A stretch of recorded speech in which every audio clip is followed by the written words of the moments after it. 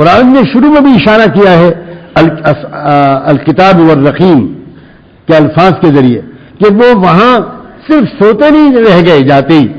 وہ وہاں مذہبی کتابیں، دینی کتابیں لے کر گئے تھے، جو وحی والی صحیفے ان کے پاس تھے، جو اللہ تعالیٰ کی طرف سے وحی کے ذریعے اترنے والا علم تھا، وہ اس علم کی کتابیں لے کر گئے تھے، اور وہاں ان کا مشغلہ اس وحی والے علوم کا ہی مذاکرہ تھا۔ اب اس بات کو ہمیں بتایا گیا، وہاں تو اشارہ کر دیا گیا کہ وہ یہ کرتے تھے، اور ہمیں اب کہا گیا وَاتْلُ مَا أُوحِيَ إِلَيْكَ مِن کتاب ربک، یاد رکھنا جب فتنہ دجال کا وہ زمانہ آئے گا اور اس وقت تمہارے ایمان کے لالے پڑ جائیں گے اور تم اپنے پورے معاشرے اور عالمی اگر پورے فیشن کا، تمدن کا، تہذیب کا، اس وقت کے نظام تعلیم کا، اس وقت کے ایجوکیشنل سسٹم کا اور اس وقت کے پورے طرز تمدن کا ساتھ دینے لگو گے تو تم اپنے ایمان کو نہیں بچا سکتے، تم کو پیچھے ہٹ کر ایک ایسی زندگی اختیار کرنی پڑے گی، ایک ایسی جگہ جا کر تم کو اپنے چند ساتھیوں کو لے کر جا کر تم کو بیٹھ جانا پڑے گا جہاں باہر کی ہوائیں نہ آتی ہوں، جہاں باہر کی خبریں نہ آتی ہوں، اور وہاں تم کو کیا کرنا ہوگا؟ صرف وحی والے علوم کو پڑھنا ہوگا، صرف وحی والے علوم کو تم کو پڑھنا ہوگا۔ امام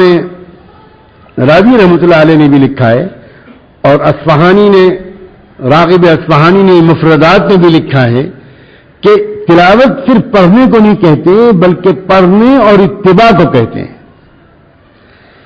فرمایا کہ اس دور میں تم جب پوری دنیا کا ہر شعبہ ایک باطل نظام پر چل رہا ہوگا تو ان باطل علوم کو بالکل نہ پڑھنا، تم خالص وحی والے علوم کو پڑھنا، خالص وحی والے علوم کے پڑھنے میں لگے رہنا۔ وَاتْلُ مَا أُوحِيَ إِلَيْكَ مِن کتاب ربک لا مبدل لکلماتہ، اور یاد رکھنا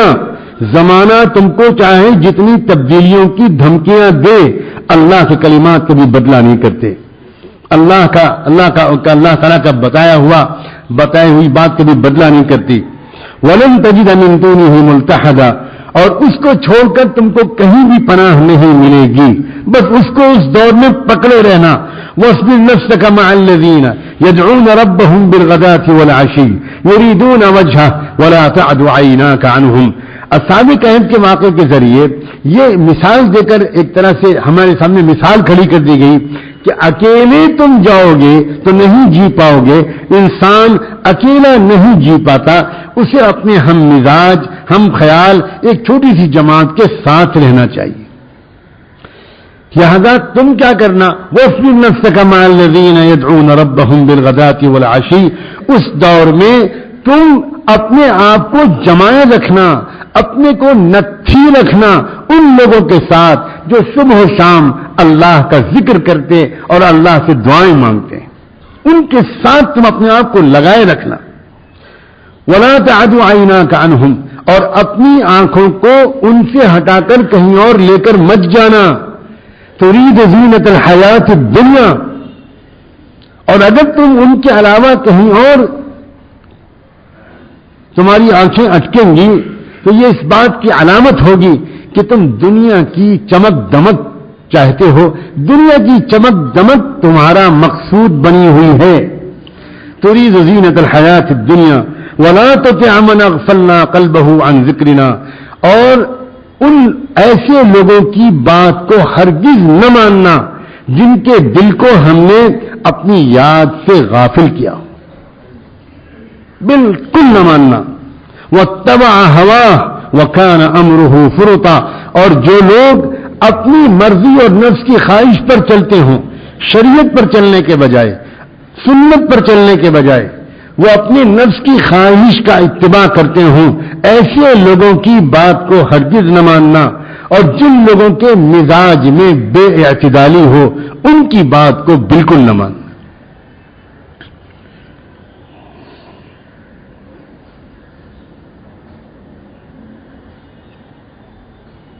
اب یاد کیجئے اس بات کو کہ سورہ کہف صرف ماضی کی صورت نہیں ہے، سورہ کہف دراصل مستقبل کی صورت ہے۔ اللہ کے رسول صلی اللہ علیہ وسلم نے یہ بتا کر کہ فتنہ دجال سے حفاظت کا سامان اس صورت میں ہے، یہ دراصل ہم کو بتا دیا کہ یہ سورت کی رہنمائی کا خاص تعلق آنے والے زمانے میں۔ اب جب یہ بات ذہن میں بٹھا لیجیے گا تو آپ آسانی سے سمجھ جائیں گے اگلی بات۔ پہلے واقعہ بیان کیا جاتا ہے ایسے لوگوں کا جنہوں نے معاشرے کے فیشن اور معاشرے کے رواجوں کو چھوڑا، پیچھے ہٹے، معاشرے کو چھوڑا، ایک چہار دیواری کے اندر آ کر قید ہو گئے جہاں باہر کی کچھ خیر خبر نہیں، کاٹ لیا اپنے آپ کو باہر کے معاشرے سے اور لگ گئے وہاں بس دینی علوم کے مذاکرے میں لگ گئے۔ پہلے یہ واقعہ بیان کیا اور واقعے کے بیان کے فوراً بعد یہ ہدایات دی۔ کیا اس سے کوئی خاص بات سمجھ میں نہیں آتی؟ کیا اس سے یہ بات سمجھ میں نہیں آتی کہ اللہ تعالیٰ نے دراصل اس میں یہ سکھایا تھا کہ جب مغربی تہذیب اور یورپ کے غلبے کے صورت میں فتنہ دجال پوری دنیا پر چھانے لگے تو اس وقت دین کی حفاظت کے لیے تم کو پیچھے ہٹ کر ایسی جگہوں پر جا کر اپنے آپ کو مقید کرنا ہوگا جہاں باہر کی دنیا سے زیادہ رابطہ نہ ہو۔ اس وقت تم کو دو خطرے درپیش ہوں گے، اور جب تم پیچھے ہٹو گے، جب تم ماڈرن کے مقابلے میں جدید رجحانات، جدید تعلیم، کالج، یونیورسٹیاں، ماڈرن ایجوکیشن اور ان ساری چیزوں سے اپنے آپ کو پیچھے ہٹاؤ گے تو دو خطرے درپیش ہوں گے۔ ایک خطرہ تو تمہارے سامنے یہ بیان کیا جائے گا اور نفس شیطان یہ خطرہ تمہارے سامنے کھڑا کرے گا کہ اگر تم خالص پیچھے ہٹ کر دینی تعلیم حاصل کرتے رہے تو تمہاری روزی روٹی کا کیا ہوگا۔ یہ خطرہ تمہارے سامنے آئے گا۔ مثال ہم نے تم کو دے دی، اصحاب کہف کے سامنے بھی یہ خطرہ تھا۔ انہوں نے یہ جان کر کہ روزی روٹی اللہ کے ہاتھ میں ہے، اسباب کے ہاتھ میں نہیں ہے، اس یقین اور توکل سے کام لے کر انہوں نے اللہ سے اپنی روزی مانگی تھی، تو دیکھنا کہ اللہ نے ان کو کس طرح کی روزی، عزت، محبوبیت اور مقبولیت عطا فرمائی۔ دوسرا خطرہ تمہارے سامنے ایک اور آئے گا اور وہ بھی تمہارے سامنے رکھا جائے گا، وہ یہ کہ بھائی مولانا اگر آپ ان مکتبوں اور مدرسوں میں ان بچوں کو پڑھائیں گے تو یہ بچے اس دوڑ میں بہت پیچھے رہ جائیں گے، ان کا عقلی ارتقاء رک جائے گا، ان کا انٹلیکچوئل جو ایڈوانسمنٹ تھا وہ بہت بری طرح متاثر ہوگا، یہ زمانے سے بہت پچھڑ جائیں گے۔ یہ خطرہ آپ کے ساتھ تمہارے سامنے رکھا جائے گا، اور جو نوجوان بچے وہ پیچھے ہٹ کر مدرسوں کی کچی دیواروں کے اندر بٹھا دیے جائیں گے جہاں ماحول سے رشتے کو کاٹ دیا جاتا ہے، اور عام طور پر باہر کی ہوائیں اور خبریں اور فیشن وہاں نہیں پہنچتے، وہاں ایک بڑا خطرہ یہ کھڑا کیا جائے گا، کہا جائے گا کہ ان کا ذہنی ارتقاء رک جائے گا۔ مسئلہ صرف روزی روٹی کا نہیں ہے، یہ بہت ذہنی طور پر پسماندہ اور بیچارے بالکل بیوقوف سے ہو جائیں گے، اس طرح کی بات کہی جائے گی۔ یہی خطرہ اصحاب کہف کے سامنے بھی تھا، اور انہوں نے بھی اس خطرے کا حل یہ نکالا تھا کہ انہوں نے اس خطرے کے لیے بھی اللہ سے کہا تھا، اللہ ہم جانتے ہیں کہ معاشرے سے اور ایک سوشل ایکٹیویٹیز سے اپنے آپ کو ودرا کر لینے کے نتیجے میں ہو سکتا ہے کہ ہماری عقلیں تھوڑی پچھڑ جائیں، لیکن اللہ یہ تو ظاہری اسباب کا نظام ہے اور آپ ظاہری اسباب کے محتاج نہیں ہیں۔ آپ جس طرح روزی روٹی بغیر ظاہری سبب کے دے سکتے ہیں، ویسے ہی ہمارے ذہنوں کو تر و تازہ روشن خیال رکھ سکتے ہیں سماج کے ساتھ انٹریکشن کے بغیر، سوشل ایکٹیویٹیز کے بغیر، معاشرے سے ودرا کر لینے کے باوجود آپ ہمیں ذہانت دے سکتے ہیں۔ یہی حل ہے، پیش کیا گیا، بتایا گیا، وہ خالی واقعہ نہیں سنایا گیا تھا، یہ کہا گیا کہ یہ حل ہے، تم کو یہ خطرے مول لینے ہوں گے، لیکن اگر تم نے سچے دل سے ان دونوں چیزوں کے لیے اللہ تعالیٰ سے دعا مانگی تو جس طرح اصحاب کہف کے ان دونوں ضرورتوں کو اللہ نے اپنی غیبی قدرت سے پورا کر کے دکھایا تھا، اے قرآن کے مخاطبوں اور اے امت مسلمہ کہ اس دور کے مسلمانوں جو فتنہ دجال کے دور میں آؤ گے، اگر تم نے وہ اللہ پر بھروسہ کر کے یہ دونوں خطرے مول لیے تو ہم تم سے وعدہ کرتے ہیں کہ جس طرح اللہ تعالیٰ نے اپنی قدرت سے ان کو روزی روٹی دی اسی طرح اللہ تعالیٰ تم کو بھی روزی روٹی دیں گے، اور ہم تم سے وعدہ کرتے ہیں کہ جس طرح تم ان کی عقلوں کو ہم نے بالکل کند نہیں ہونے دیا، نہایت ذہین لوگ تھے وہ، اسی طرح معاشرے سے ودرا ہونے اور بظاہر کٹ جانے کے باوجود تم انتہائی ذہین لوگ ثابت ہوگے۔ تھوڑے دن تم کو پیچھے ہٹ کر انتظار کرنا پڑے گا، ہم دکھائیں گے اپنی قدرت۔ اب جس کو ان باتوں پر شک ہو وہ اپنا نام لکھائے میرے پاس، میں 4 مہینے میں نہیں بھیجوں گا، ویسے تو وہاں بھی جانا چاہیے، میں ایک کام کروں گا، میں ان بزرگوں اور اکابر کے پاس لے کے جانے کی کوشش کروں گا جو نہ BBC لندن سنتے ہیں، نہ اخبارات پڑھتے ہیں، اور نہ وہ اسکول کالج میں پڑھے ہیں، نہ بالکل ایک دم کٹے ہوئے بظاہر معاشرے سے، دن رات ذکر دعا اور علوم نبوت، قرآن، حدیث، فقہ، اصول، یہ سب چیزیں بس دن میں لگے رہتے ہیں۔ واللہ میں چیلنج کے ساتھ کہتا ہوں، یہاں تو کیا چیلنج دوں کہ لوگ ان اللہ والوں کے پاس ذرا کچھ دن کے لیے جائیں، تقویٰ سیکھنے کے لیے جانے کو میں اس وقت نہیں کہہ رہا ہوں، ان کی نماز دیکھنے، ان کی عبادات دیکھنے، ان کے اخلاق دیکھنے، ان کی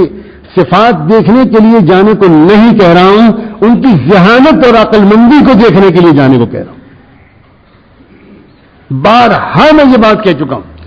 کہ کم سے کم میں اپنے بارے میں کہہ سکتا ہوں کہ میں نے جن اللہ والوں کو قریب سے دیکھا ہے، میں جہاں ان کے تقوی، ان کے زہد و استغنا،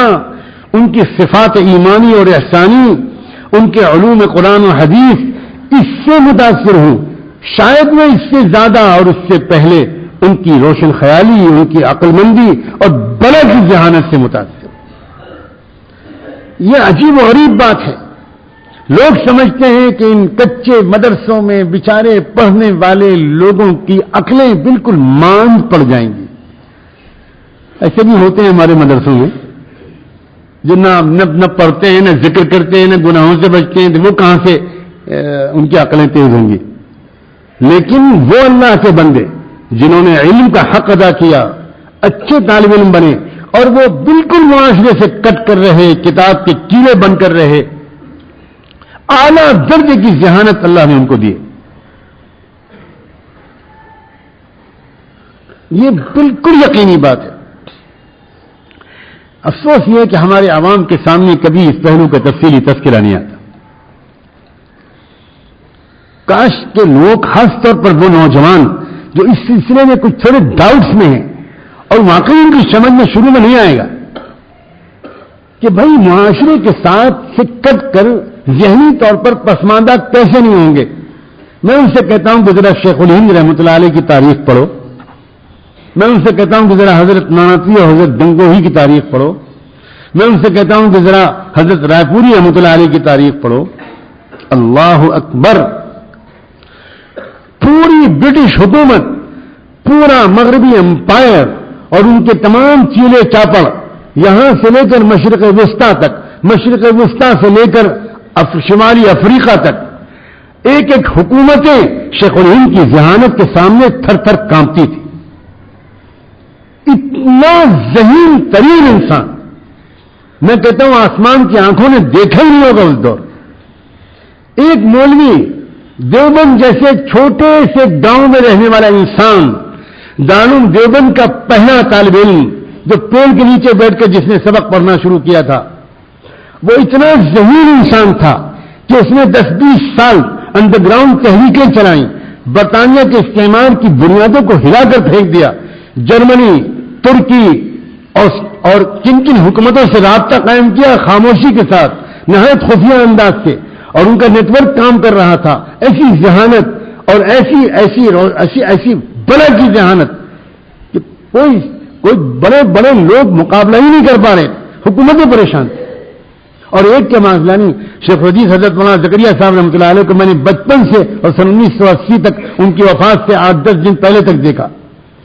اللہ اکبر! ایسا ذہین انسان یہ کیا چیز ہے؟ واللہ یہ وہی چیز ہے، میں بالکل اس میں کوئی شک نہیں ہے۔ حضرت مولانا مناظر حسن گیلانی رحمۃ اللہ علیہ نے خوب لکھا ہے، انہوں نے تو یہاں تک لکھا ہے کہ انہی ذہین لوگوں کے پاس جا کر سورہ کہف کے یہ مضامین مجھ پر کھلے، اور انہوں نے لکھا ہے کہ انہی لوگوں کے پاس جو سماج کے اسکولوں کالجوں یونیورسٹیوں میں نہیں پڑھے، سماج سے کٹ کر دیہات کے کسی ایسے مکتب و مدرسے میں پڑھے جہاں بجلی بنی تھی، جہاں لالٹین بنی تھی، جہاں چراغ بھی نہیں جل پاتا تھا، جہاں ایک وقت کا کھانا بچوں کو نہیں کھلایا جا سکتا تھا، ایسی غربت اور پسماندگی کے ساتھ جن لوگوں نے تعلیم حاصل کی مگر علوم نبوت حاصل کی ہے، وہی والے علوم حاصل کیے، اللہ نے ان کو وہ ذہانت دی کہ پوری دنیا کے دانشوروں اور لیڈروں اور روشن خیالوں کی ذہانت ایک پلڑے میں رکھو اور ان بوریہ نشین مولویوں کی ذہانت ایک پلڑے میں رکھو، کوئی تناسب ہی نہیں رہ جاتا۔ یہ بہت اہم بات ہے، اور انشاءاللہ ہم اور آپ زندہ رہیں تو زندگی میں یا پھر کچھ دن کے بعد دنیا دیکھنے والی ہے کہ پوری دنیا کے جو مسائل، پوری دنیا کے دانشور، ماہرین معاشیات، ماہرین سیاسیات، اقوام متحدہ کے لال بجکڑ، پوری دنیا کے سفیر مل کر حل نہیں کر سکے، انشاءاللہ یہ مسئلے حل جب بھی ہوں گے مدرسوں کے بوریہ نشین مخلص اور متقی علماء کی رہنمائی میں۔ سوال ہی نہیں پیدا ہو کہ ان کے علاوہ یہ مسئلے حل ہو سکے۔ دنیا نے کتنے تجربے کر کے دیکھ لیے، فرانس کا انقلاب آیا، دنیا نے امید قائم کی اب فرد کی حکمرانی سے چھٹی ملے گی، خاندانی حکمرانی سے چھٹی ملے گی، اب شہنشاہی نظام سے چھٹی ملے گی، اب تو بس جمہوریت کا نظام آئے گا اور عوام کی حکومت عوام پر ہوگی اور انصاف قائم ہو جائے گا۔ ساری دنیا جان رہی ہے، اے بسا آرزو کے خاک شدہ، کوئی امید دنیا کی پوری نہیں ہوئی۔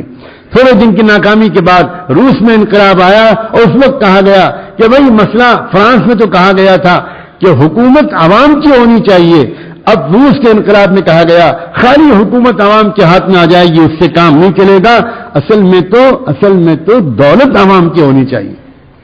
مال عوام کا ہونا چاہیے، پراپرٹی عوام کی ہونی چاہیے، لہذا کوئی فرد کسی چیز کا مالک نہیں ہو سکتا۔ ایک نیا نظام دنیا کے سامنے پیش کیا گیا، اس وقت بھی دنیا نے امیدیں قائم کی، اب دنیا میں انصاف قائم ہو جائے گا، اب مزدوروں، کسانوں، غریبوں کے برے دن گزر جائیں گے، اور 70-75 سال کے عرصے میں اسی ملک کو سجدہ سہو کرنا پڑا۔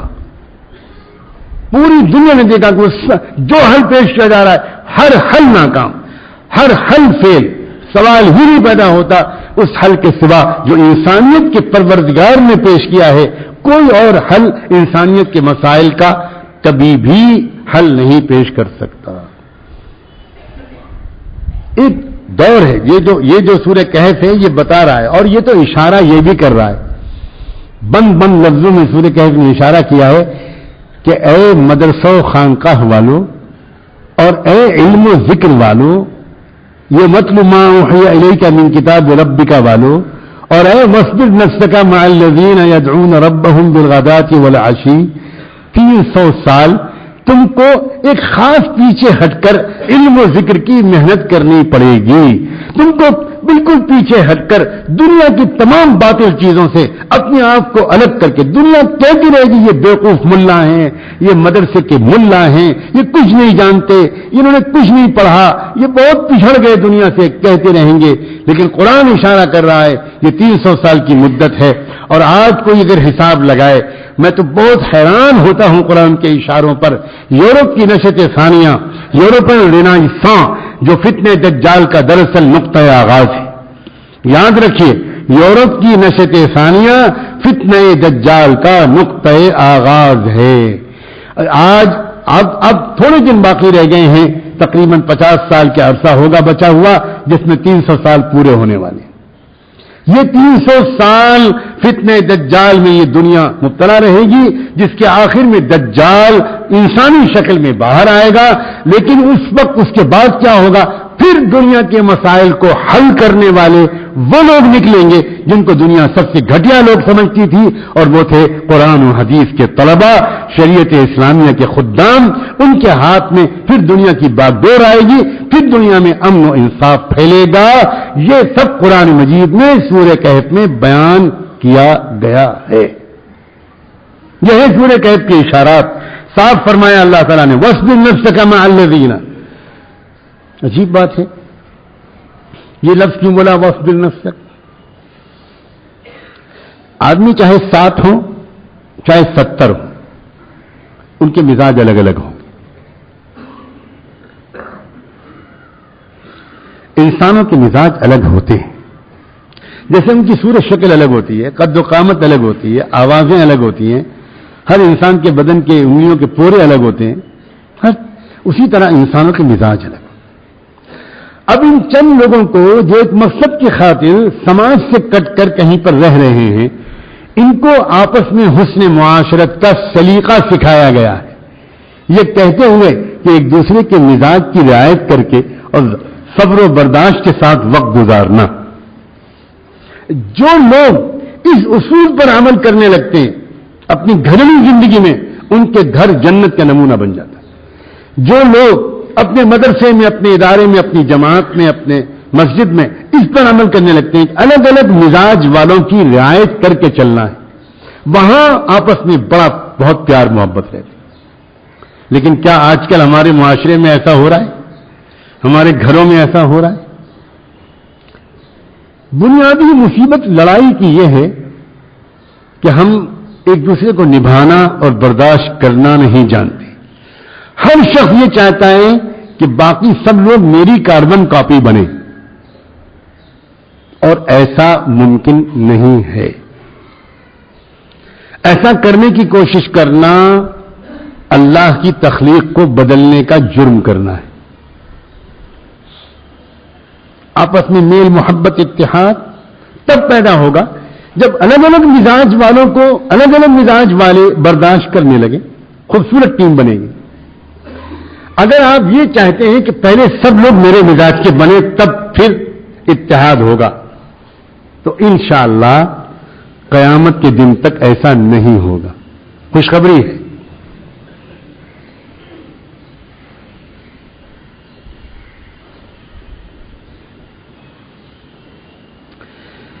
حضرت صدیق اکبر رضی اللہ عنہ، حضرت عمر فاروق،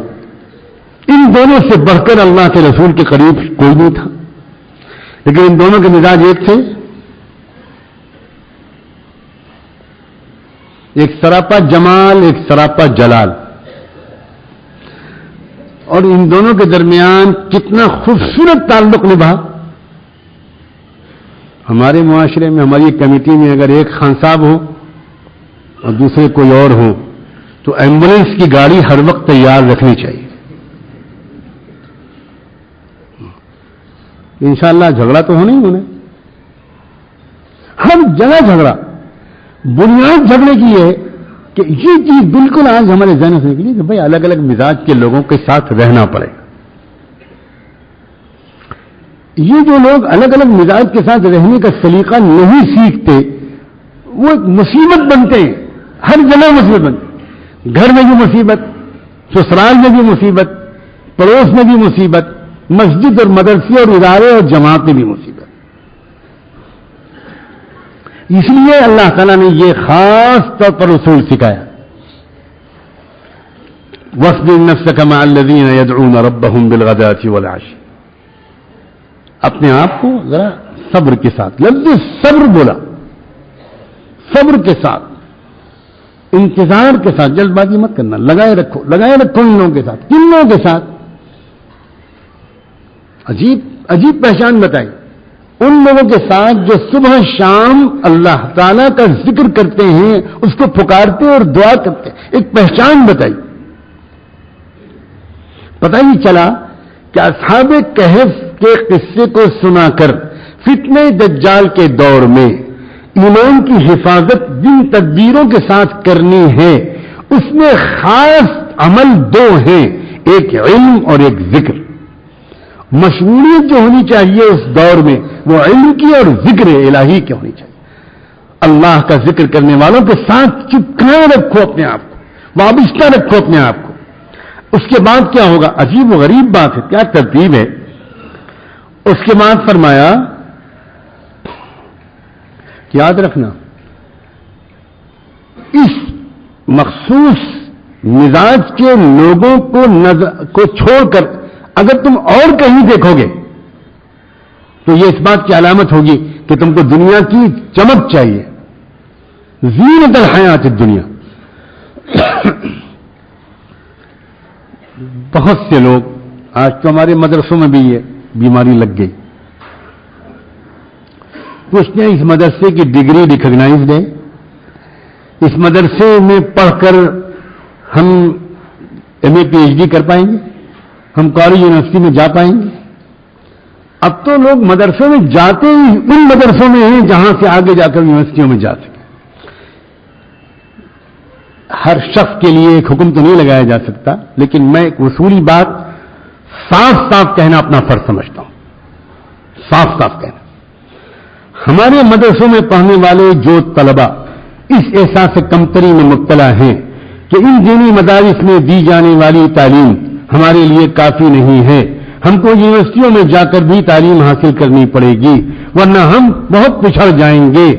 ان لوگوں کو مدرسے کی علوم کی ہوا بھی نہیں لگی۔ یہ وہ لوگ ہیں جن کا مقصود دنیا ہے، یہ شکست خوردہ لوگ ہیں، یہ بالکل نہیں جانتے کہ دنیا میں قیادت کون لوگ کر سکتے ہیں۔ قیادت ڈگریوں والے نہیں کرتے، قیادت علوم اور سمجھ اور کردار والے رکھتے ہیں۔ اصل چیز وہ دولت ہے اندر کی، دل اور دماغ کی دولت۔ دماغ علوم سے آباد ہو، دل اللہ تعالیٰ کی معرفت اور محبت سے آباد ہو، اس کے بعد ان کے پیچھے چلتے ہیں ساری دنیا کے دانشور، ساری دنیا کے وائس چانسلر، ساری دنیا کے پڑھے لکھے لوگ۔ اور کیا بات کہی ہے مولانا گیلانی نے ایک نقطے کے طور پر، کیا صاحب کہف کے کتے کا ذکر کر کے وَقَلْبُهُمْ بَاسِطٌ ذِرَاعِهِ بِالْوَصِيدِ، شاید اللہ نے یہ اشارہ کیا ہے کہ جو بوریا نشیں علم و ذکر میں مست ہو جائیں گے، دنیا کے کتے ان کے چوکھٹ پر پڑے رہیں گے۔ کسی اور نے نہیں، مولانا مناظر حسن گیلانی جیسی شخصیت نے اشارہ کیا ہے، اور یہ کہہ کے اشارہ کیا ہے کہ میں نے نہ جانے کتنے ایسے لوگوں کو کہ جن کو حدیث کی زبان میں قلب من کلاب الدنیا کہا جا سکتا تھا، میں نے ان کو ان فقراء اور اللہ والوں کے دروازوں پر دربانی کرتے ہوئے اور ان کی خدمت پر جانثار ان کی حفاظت کرتے ہوئے دیکھا ہے۔ ہم نے نہیں دیکھا دنیا میں آج تک کہ کسی صاحب علم و تقوی نے کسی دنیا دار کا خادم بنا ہو اور کسی دنیا دار کا کاسا لیس بنا ہو، اور ہم نے سینکڑوں مرتبہ یہ بات دیکھی ہے کہ بڑے بڑے اللہ والے فقیروں کے سامنے، ان اللہ والے فقیروں کے سامنے بادشاہوں نے سر جھکائے، اپنے آپ کو حوالے کیا ہے، اور ان کے خانقاہ کی بیت الخلاء کو صاف کرنا بادشاہوں نے اپنی سعادت سمجھا ہے۔ یہ علوم نبوت مگر شرط یہ ہے کہ کردار کے ساتھ، تقوی کے ساتھ، ورنہ یہی علوم نبوت اگر کاروبار کا ذریعہ بنے، اس سے زیادہ منحوس تجارت کوئی اور نہیں۔ فرمایا اور ایک اور نصیحت کی، بہت تم کو مشورے دیں گے لوگ، کس کے مشورے کو ماننا ہے؟ پہچان بتائے، وَلَا تُطِعْ مَنْ أَغْفَلْنَا قَلْبَهُ عَنْ ذِكْرِنَا، جس کا دل اللہ کی یاد سے غافل رہتا ہو اس کی بات کو نہ ماننا۔ اللہ اکبر، ایک عجیب معیار مقرر کیا۔ آپ اگر یہ تلاش کر رہے ہو کہ میں کس کو جوائن کروں، میں کس کی بات مانوں، کس کو اپنا رہبر مانوں، کس کو اپنا گائیڈ مانوں، تو قرآن ایک پہچان بتاتا ہے۔ وہ جس کا نام روز اخباروں میں چھپتا ہو، یہ پہچان نہیں بتائی قرآن۔ وہ جو بہت پاپولر ہو، یہ پہچان نہیں بتائی۔ وہ جو بہت اچھے بنگلے میں رہتا ہو، یہ پہچان نہیں بتائی۔ وہ پہچان یہ بتائی کہ جس کا دل اللہ کی یاد میں ڈوبا رہتا ہو، اور یہ کہا کہ اللہ کی یاد سے محروم جو جس کا دل ہو اس کی بات